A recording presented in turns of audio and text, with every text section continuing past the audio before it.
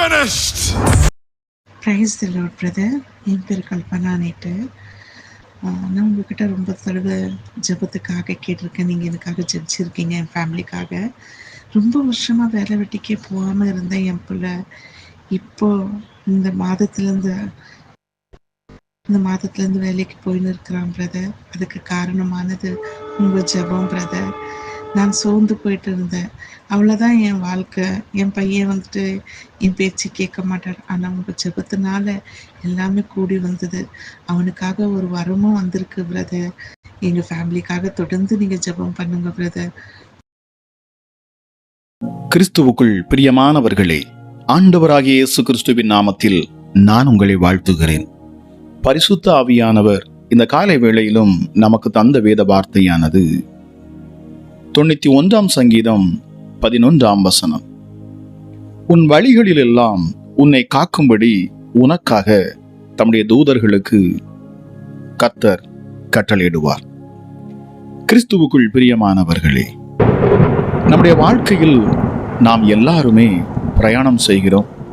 நம்முடைய பிள்ளைகள் பள்ளிக்கூடத்திற்கோ அல்லது கல்லூரிக்கோ பிரயாணப்பட்டு போகும்போது பிள்ளைகள் பாதுகாப்பாக திரும்ப வீடு வந்து சேர வேண்டும் என்று சொல்லி அவர்களை ஜெபம் செய்துதானே நாம் அனுப்புகிறோம்.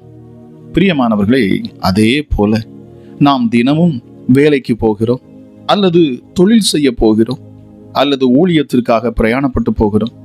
இவைகள் எல்லாவற்றிலும் நமக்கு பாதுகாப்பு மிகவும் அவசியமாக இருக்கிறது. பிரியமானவர்களே, வாக்கு கொடுத்த கர்த்தர் நம்மோடு கூடவே இருந்து நம்மை பாதுகாக்க வல்லவராக இருக்கிறார். இதில் நாம் விசுவாசிக்க வேண்டிய ஒரு காரியம் இருக்கிறது. அதாவது, கர்த்தர் தமது தேவதூதர்களுக்கு கட்டளை கொடுத்து அவர்களை எனக்கு பாதுகாப்பாக நியமித்திருக்கிறார் என்பதை நாம் விசுவாசிக்க வேண்டும். பிரியமானவர்களே, ரட்சிக்கப்பட்ட கர்த்தருடைய பிள்ளைகள் வெளியே புறப்பட்டு போகும்போதெல்லாம் ஜெபித்து விட்டுதான் போக வேண்டும். குறிப்பாக காரிலோ, பைக்கிலோ, ரயிலிலோ, விமானத்திலோ, பேருந்திலோ அமர்ந்தவுடன், ஆண்டவரே, இந்த பிரயாணத்தில் நீர் என்னை பாதுகாக்கும்படியாக உம்முடைய தூதர்களுக்கு கட்டளை கொடுத்து விட்டீர். உம்முடைய தூதர்கள் இப்பொழுது என் பக்கத்தில் எனக்கு பாதுகாப்பாக இருக்கிறார்கள். அதற்காக உமக்கு ஸ்தோத்திரம் அப்பா என்று சொல்லி உங்களுடைய விசுவாசத்தை அறிக்கையிட்டு ஜெபிக்க வேண்டும். அந்த ஜெபம் கர்த்தரை நிச்சயமாகவே சந்தோஷப்படுத்தும். நாம் பிரயாணப்பட்டு போகும்போதெல்லாம் வாகனத்தில் அமர்ந்தவுடன் முதலாவது சில நிமிட நேரங்கள் கர்த்தரை என் மனதார துதிப்பேன். அடுத்து சில வேத வசனங்களை வாசித்து அந்த வசனங்களினால் என் உள்ளத்தை நிரப்பி, ஆண்டவரே, நீர் என் கூடவே இருக்கிறீர், என்னை நீர் பாதுகாக்கும்படியாக உம்முடைய தூதர்களுக்கு கட்டளையிட்டு இருக்கிறீர், நீர் என் மீது அக்கறையுள்ள தேவனாக இருந்து எந்த விதமான ஆபத்தும் என்னை அணுகாதபடி பாதுகாக்கிறீர், உன் போக்கிலும் வரத்திலும் உன்னை நான் பாதுகாப்பேன் என்று எனக்கு வாக்கு கொடுத்து இருக்கிறீர், நான் அதை விசுவாசிக்கிறேன் என்று சொல்லி விசுவாசத்தை அறிக்கை செய்து ஜெபிப்பேன். அதே போல நீங்களும் வெளியே புறப்பட்டு போகும்போதெல்லாம் கர்த்தர் என்னை பாதுகாக்கும்படிக்கு தம்முடைய தூதர்களை எனக்காக நியமித்திருக்கிறார் என்பதை விசுவாசித்து ஜெபிக்க வேண்டும். பிரியமானவர்களே, கர்த்தரால் நமக்கு நியமிக்கப்பட்டு இருக்கிற இந்த தேவதூதர்களை நம்முடைய ஆவிக்குரிய கண்களால் மட்டும்தான் பார்க்க முடியும். மாம்ச கண்களால் அவர்களை நம்மால் பார்க்கவே முடியாது. ஆனால் அவர்கள் நம் பக்கத்தில் தான் இருப்பார்கள். பிரியமானவர்களே, ரட்சிக்கப்படுகிற ஒவ்வொருவருக்கும் பணிவிடை ஆவிகள் கொடுக்கப்பட்டிருக்கிறது என்று வேதம் சொல்லுகிறது. எபிரேயர் 1:14 இதை குறித்து நாம் வாசிக்க முடிகிறது. இதை நாம் விசுவாசிக்க வேண்டியது மிகவும் அவசியம். பிரியமானவர்களே, நீங்கள் எப்போது இயேசு கிறிஸ்துவை உங்கள் சொந்த இரட்சகராக ஏற்றுக்கொண்டு ரட்சிக்கப்பட்டீர்களோ அப்பொழுதே பரலோகத்தின் தேவன் நம்மை பாதுகாக்கும்படியாக தம்முடைய தூதர்களுக்கு கட்டளையிட்டு விடுகிறார். சிலர் ஒவ்வொரு விசுவாசிக்கும் 2 தேவதூதர்கள் இருப்பார்கள். பிரியமானவர்களே, இதைத்தான் வேதம் நமக்கு சொல்லுகிறது. அதாவது, ஒரு தூதன் நம்மை பாதுகாக்கிற தூதன் என்றும், இன்னொரு தூதன் கர்த்தரிடத்திலிருந்து நமக்கு செய்திகளை கொண்டு வருகிறதும் நம்முடைய ஜெபத்தை கர்த்தருடைய சமூகத்துக்கு கொண்டு போய் சேர்க்கிறதுமான தூதன் என்றும் சொல்லப்படுகிறார்கள். அதை நாம் விசுவாசிக்க வேண்டும். பிரியமானவர்களே, இந்த காரியத்தை குறித்து சும்மா நாம் இதண்டாவதம் பேசிக் கொண்டிருந்தால் எந்த பிரயோஜனமும் இருக்காது. எனக்கு பணிவிடை செய்வதற்கு கர்த்தர் தேவதூதர்களை நியமித்திருக்கிறார். நான் எங்கு சென்றாலும் தேவதூதனின் பாதுகாப்பு எனக்கு இருக்கிறது என்று நீங்கள் விசுவாச அறிக்கை செய்து கர்த்தரை துதித்து ஜெபிக்கும் போதுதான் அவருடைய வாக்குத்தத்தம் உங்களுடைய வாழ்க்கையில் நிறைவேறும். எலிசா என்கிற ஒரு தேவ மனிதன் இஸ்ரவேல் தேசத்தில் ஒரு பெரிய தீர்க்கதரிசியாக இருந்தார். எதிரி நாடான சீரியா தேசத்து ராஜா இஸ்ரவேல் தேசத்துக்கு விரோதமாக படையெடுத்து வரும்போதெல்லாம் எலிசா தீர்க்கதரிசி தன்னுடைய ஊழியக்காரனை இஸ்ரவேல் ராஜாவிடத்திற்கு அனுப்பி காரியத்தை தெரிவித்து எச்சரித்து விடுவார். ராஜாவும் எலிசாவின் வார்த்தைகளை கேட்டு அநேக முறை தன்னை பத்திரமாய் காத்து கொண்டார். சீரியா தேசத்து ராஜா தன்னுடைய திட்டங்கள் எல்லாம் தோல்வியடைந்து கொண்டே இருப்பதினால் குழம்பி போன நிலைமையில் அதற்கு காரணமாக இருந்த எலிசாவை பிடித்து கொலை செய்து விட வேண்டும், இல்லாத பட்சத்தில் நம்மால் ஜெயிக்க முடியாது என்று சொல்லி அவர் இருந்த பட்டணத்தை கண்டுபிடித்து அவரை சிறைபிடித்து கொண்டு வருவதாக இரவோடு இரவாக தன்னுடைய இராணுவத்தை அந்த பட்டணத்துக்கு அனுப்பி வைத்தான். பிரியமானவர்களே, நடந்தது என்ன? அதிகாலையில் எழும்பி வெளியே வந்து பார்த்த எலிசாவின் வேலைக்காரன் பட்டணத்தை சுற்றிலும் எதிரி நாட்டின் இராணுவம் நின்றிருப்பதை பார்த்து பயந்து போய் எலிசாவிடத்தில் முறையிட்டான். அப்பொழுது எலிசா கொஞ்சம் கூட பயப்படாமல் தன் வேலைக்காரனை பார்த்து, ஏன் பயப்படுகிறாய்? அவர்களோடு இருப்பவர்களை காட்டிலும் நம்மோடு இருக்கிறவர்கள் அதிகம் என்று சொல்லி, ஆண்டவரே, இவன் பார்க்கும்படியாக இவருடைய கண்களை திறந்தருளும் என்று சொல்லி ஜெபம் பண்ணினார். பிரியமானவர்களே, நடந்தது என்ன? எலிசாவின் ஜெபத்தை கர்த்தர் கேட்டார். அவனுடைய ஆவிக்குரிய கண்களை திறந்த பொழுது, பிரியமானவர்களே, அக்கினிமயமான குதிரைகளும் ரதங்களும் அவர்கள் இருந்த இடத்தை சூழ்ந்து நிற்கிறதை பார்த்தான் என்று 2 ராஜாக்கள் 6ஆம் அதிகாரம் 8-17 வரை வாசிக்கிற பொழுது, பிரியமானவர்களே, கர்த்தர் தம்முடைய ஊழியக்கார பிள்ளைகளை பாதுகாத்தார். அதே போல நம்மை பாதுகாக்கவும் கர்த்தர் தம்முடைய தேவதூதர்களுக்கு கட்டளையிடுகிறார் என்பதை நாம் விசுவாசிக்க வேண்டும். பிரியமானவர்களே, இந்த காலை வேளையிலும் என்னை கேட்டுக்கொண்டிருக்கிற தேவச்சனமே, என் தேவனுடைய கரங்கள் உங்கள் மேல் வந்து அமரட்டும்.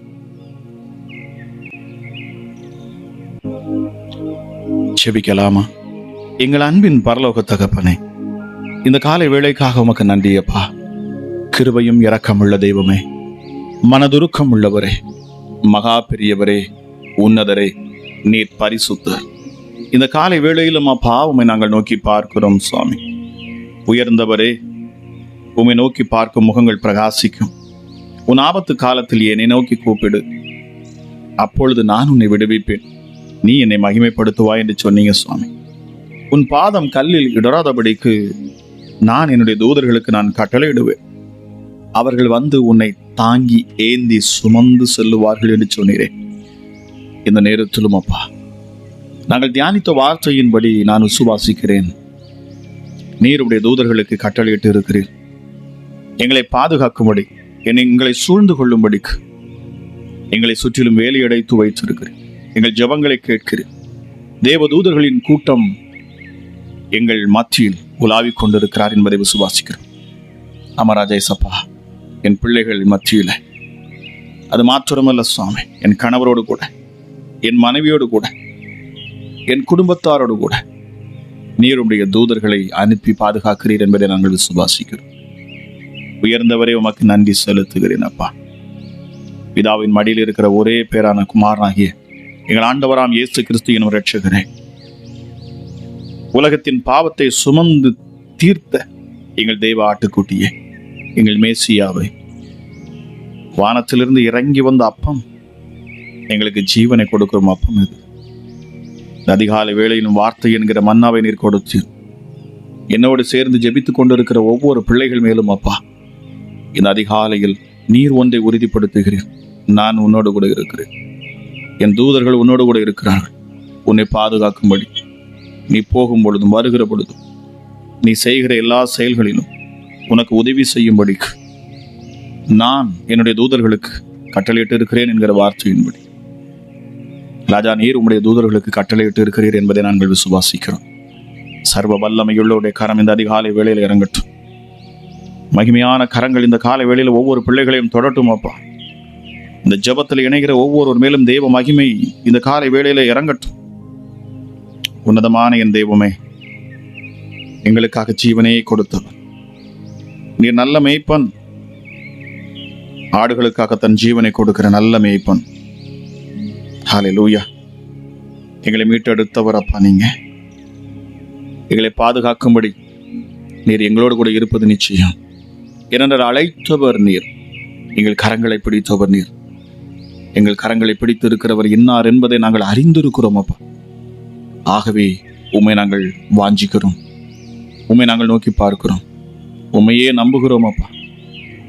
எங்களை முற்றும் முடிய இந்த பூமியில் எங்களை நிலைநிற்க செய்கிறவர், எங்களை வாழ வைக்கிறவர், பிசாசின் எல்லா தந்திரங்களுக்கும் எங்களை நீங்களாக்கி விடுவிக்கிறவர், வேடனுடைய கண்ணிக்கு எங்களை தப்புவிக்கிறவர், கண்ணிகளை அறுத்து போடுகிறவர், அவன் தந்திரங்களை ஆழமாய் கண்டறிந்து இயேசுவை அதிலிருந்து எங்களை விடுவிக்கிற தேவனாக இருக்கிறேன். பறந்து காக்கும் பட்சியைப் போல நீர் எங்களை பாதுகாக்கும் தேவனப்பா. இயேசுவே, இந்த காலை வேளையிலும் ராஜா இந்த சத்தத்தை கேட்டு விசுவாசத்தோடும் நம்பிக்கையோடு இயேசு என்னோடு கூட இருக்கிறார். அவர் தம்முடைய தூதர்களை என் அருகில் நிறுத்தி இருக்கிறார். என்னை சுற்றிலும் அவர் வேலி அடைத்து இருக்கிறார். என் ஜெபங்களை அவர் கேட்கிறார். எல்லாவற்றுக்கும் மேலாக என் விண்ணப்பத்திற்கு அவர் பதில் கொடுப்பார்.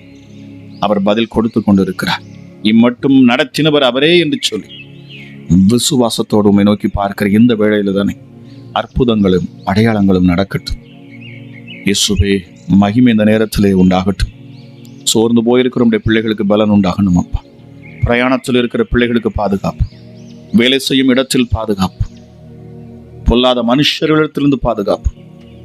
நம்முடைய பிள்ளைகளை அப்பா தந்திரமாய் சிக்க வைக்க நினைக்கிற எந்த ஒரு தந்திரவாதிகளாக இருந்தாலும் சரி, மனுஷனுடைய தந்திரங்கள் அத்தனையும் இந்த கால வேளையில செயலற்று போகட்டும்.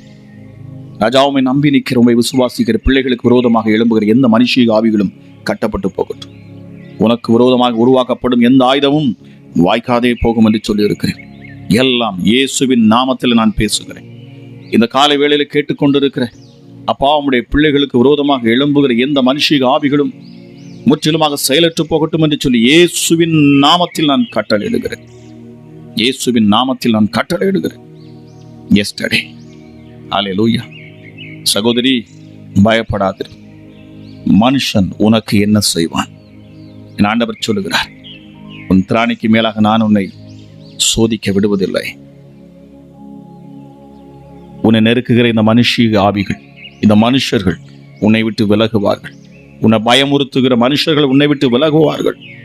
இதை கேட்டுக்கொண்டிருக்கிற ஒரு சகோதரி, மனுஷர்கள் மூலமாக நிந்தை அவமானங்களை நீங்கள் சகித்து வருகிறீர்கள். எனக்கு ஒரு விடிவு உண்டாகாதா என்று சொல்லி வருடங்களாக காத்திருக்கிறேன் ஆண்டவரை, இதுவரை பதிலில்லை என்று சொல்லிக் கொண்டிருக்கிறீர்கள்.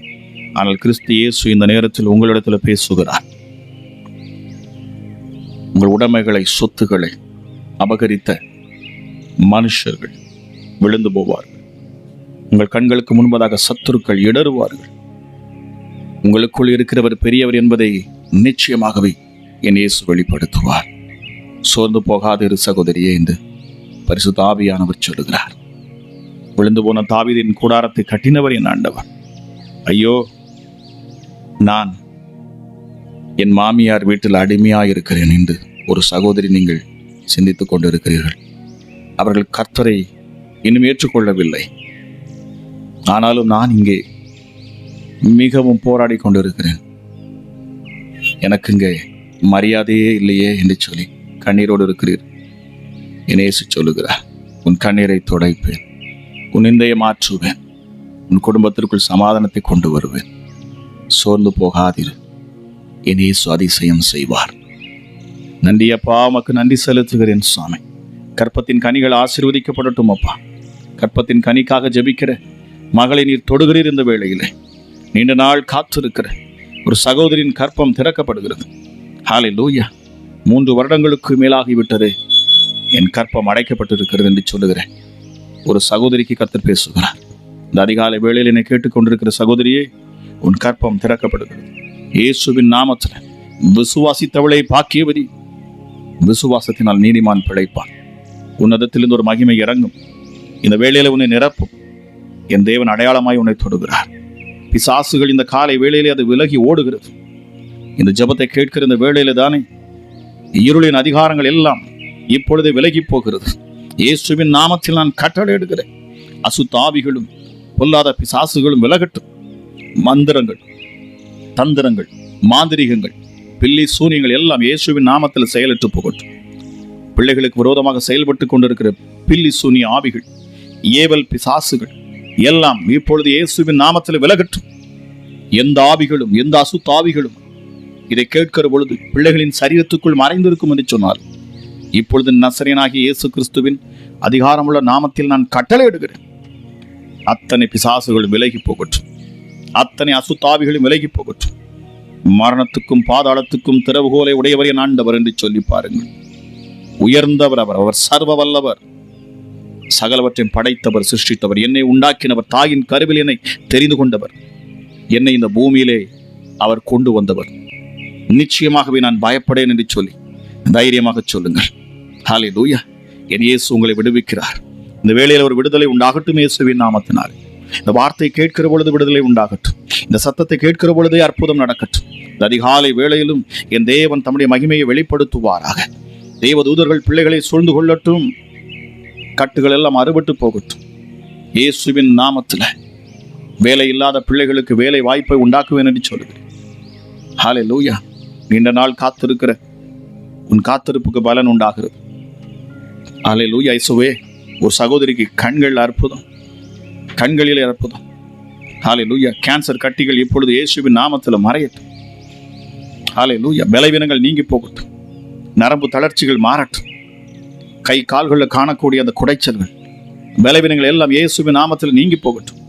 பிசாசினால் உண்டான எந்த வேதனைகளும் பிள்ளைகளை விட்டு விலகட்டும். இப்பொழுது இயேசுவின் நாமத்தில் நான் கட்டளையிடுகிறேன். பொல்லாத ஆவியே, உன் கைகளை எடு என்று நான் கட்டளையிடுகிறேன். எடு என்று நான் கட்டளையிடுகிறேன். எடு என்று நான் கட்டளையிடுகிறேன். போவலி இயேசுவின் நாமத்தினால், போவலி இயேசுவின் நாமத்தினால் எப்படிப்பட்ட பிசாசுகளும் உன்னை விட்டு இப்பொழுது விலகும். இந்த வார்த்தையை கேட்கிற பொழுது ஜீவன் உனக்குள் பாய்ந்து வரும். உன் இருதயத்தில் காணக்கூடிய கசப்புகள் எல்லாம் விலகட்டும் என்று ஆண்டவர் சொல்லுகிறார். அதிகமாய் ஜெபிக்கிறேன், அதிகமாய் உபவாசிக்கிறேன். நான் தேவ ஊழியர்களுக்கு நான் கொடுக்கிறேன், சபைகளுக்கு நான் கொடுக்கிறேன் என்று சொல்லி கொண்டிருக்கிறீங்க. ஆனால் உங்கள் குடும்பத்தில் துக்கம், துயரங்கள், சோர்வுகள், நீங்கள் நினைக்கிற காரியங்கள் இன்னும் ஜெயம் எடுக்க முடியவில்லை. காரணம் என்ன தெரியுமா? உங்கள் இருதயத்தில் நீங்கள் வைத்திருக்கும் கசப்பு, மன்னிக்க முடியாத தன்மைகள். உன் சகோதரனை, உன் சகோதரியை நீ மன்னிக்க வேண்டும். மன்னிக்க பழகிக் கொள்ளுங்கள். உங்கள் இருதயத்தில் கசப்பு எடுத்து வெளியே போடுங்க. உன் மாமியாரை மன்னிக்க வேண்டும். உன் மருமகளை நீ மன்னிக்க வேண்டும். உன் மருமகனை மன்னிக்க வேண்டும். நிச்சயமாக உங்களுக்கு விரோதமாக செயல்பட்ட மனுஷர்களை மன்னிங்கள். இருதயத்தில் கசப்பை வெளியெடுத்து போடுங்க. அற்புதம் இப்பொழுது நடக்கும் என்று ஆவியானவர் சொல்லுகிறார். நன்றி பரிசுத்த ஆவியானவரே. இந்த காலை வேளைக்காக நன்றி செலுத்துகிறேன். இந்த நாளை நீர் ஆசீர்வதிப்பீராக சுவாமி. இந்த நாளுக்காக நன்றி, இந்த நேரத்துக்காக நன்றி. ஜெபத்தை கேட்கிற ஒவ்வொரு பிள்ளைகளை நீர் விடுவிக்கிறீர். உமக்கு நன்றி செலுத்துகிறேன். அதிகமான உம்முடைய கிருபை, அதிகமாக உம்முடைய கிருபை, உம்முடைய அதிசயமான அந்த கிருபை ஒவ்வொரு பிள்ளைகளையும் தாங்கட்டும் அப்பா. பிள்ளைகளை சூழ்ந்து கொள்ளட்டும். இந்த கிருபை நித்தமும் வழியில் நடத்தட்டும். உன்னதமான என் தேவனுடைய கரத்தில் ஒவ்வொரு பிள்ளைகளையும் ஒப்புக் கொடுக்கிறேன் அப்பா. பலத்தினாலும் அல்ல, பராக்கிரமத்தினாலும் அல்ல, என்னுடைய ஆவியினால் ஆகும் என்று சொன்னீங்கப்பா. இப்பொழுதே பரிசுத்த ஆவியானவருடைய வல்லமை இப்பொழுதே ஒவ்வொரு பிள்ளைகளையும் சூழ்ந்து கொள்ளட்டும். தெய்வ மகிமை சூழ்ந்து கொள்ளட்டும் அப்பா. பிதாவே, உங்க மடியிலிருந்து சொந்த குமாரனை நீர் எங்களுக்காக தந்தீரப்பா. தன் சொந்த குமாரனையே நீர் எங்களுக்காக தருவீர் என்று சொன்னார். நிச்சயமாகவே எங்கள் தேவைகள் எல்லாவற்றையும் சந்திக்க எப்போதுமானவராக இருக்கிறீர் என்பதை நாங்கள் விசுவாசிக்கிறோம். உன்னதமானுடைய செம்மையான சிட்டைகளின் கீழ் அடைக்கலாமாய் வருகிற ஒவ்வொருவருக்கும் நீர் ஆறுதல் படுத்துகிறார். அவர்களுக்கு பாதுகாப்பாக இருக்கிறீர் என்று வேதம் சொல்லுகிறபடி இந்த வார்த்தை கேட்கிற ஒவ்வொரு பிள்ளைகளையும் சூழ்ந்து கொள்ளும். தேவ சமாதானம் ஒவ்வொரு இருதயத்திலும் இப்பொழுது இறங்கட்டும். ஒரு நம்பிக்கை, ஒரு விசுவாசம், ஒரு தைரியம், ஒரு பலன் உண்டாகட்டும். Yes daddy. தெய்வீக பலத்தோடு கூட யூதராஜ சிங்கம் அவர் எனக்காக நிற்கிறவர், என்னை பாதுகாக்கும் அது எங்கள் ராஜசிங்கம். அந்த தேவனுக்கு கோடி ஸ்தோத்திரங்கள் என்று சொல்லி இப்பொழுதும் ஜெபத்தை ஏறெடுக்கிறோம் அப்பா. கேட்கிற ஒவ்வொரு பிள்ளைகளையும் ஆசீர்வதி. அளவில்லாத கிருபையினாலும் சமாதானத்தினாலும் நிறைவாய் ஆசீர்வதிக்கும்படி நல்ல சுக பலன் ஆரோக்கியத்தை கொடுத்து ஒவ்வொருவரையும் தொட்டு பலப்படுத்துவீராக என்று சொல்லி இயேசு கிறிஸ்துவின் நாமத்தில் ஜெபிக்கிறேன். இந்த காலை வேளை அற்புதமான வேளையாக இருக்கட்டும், இந்த நாள் ஆசீர்வதிக்கப்பட்ட நாளாக இருக்கட்டும் என்று சொல்லி இயேசுவின் நாமத்தில் ஜெபிக்கிறேன். ஜெபம் கேளும் எங்கள் ஜீவனுள்ள நல்ல பிதாவே, ஆமேன், ஆமேன். பிரியமானவர்களே, இந்த அதிகாலை ஜெபம் உங்களுக்கு பிரயோஜனமாக இருந்திருக்கும் என்று சொன்னால் நீங்க மறக்காம சப்ஸ்கிரைப் பண்ணுங்க. எல்லாவற்றுக்கும் மேலாக அந்த பெல் பட்டன் நீங்க கிளிக் பண்ணுங்க. அது மாத்திரமல்ல, மற்றவர்களுக்கு இதை ஷேர் பண்ணுங்க. கீழே கமெண்ட் பாக்ஸில் உங்களுக்கு தேவன் அற்புதங்களை செய்திருப்பார் என்று சொன்னால் நீங்கள் கீழே கமெண்ட் பாக்ஸில் நீங்கள் டைப் பண்ணுங்க. நிச்சயமாக அதை நாங்கள் கவனிப்போம், உங்களுக்கு நாங்கள் ரிப்ளை கொடுப்போம். அதாவது ஜெப குறிப்பு விண்ணப்பங்கள் இருந்தாலும் நீங்கள் கீழே என்ன செய்யுங்க, கமெண்ட் பாக்ஸில் நீங்கள் டைப் பண்ணுங்க. நிச்சயமாக நாங்கள் உங்களுக்காக ஜெபிப்போம். கர்த்தர் தாமே உங்களை ஆசீர்வதிப்பாராக.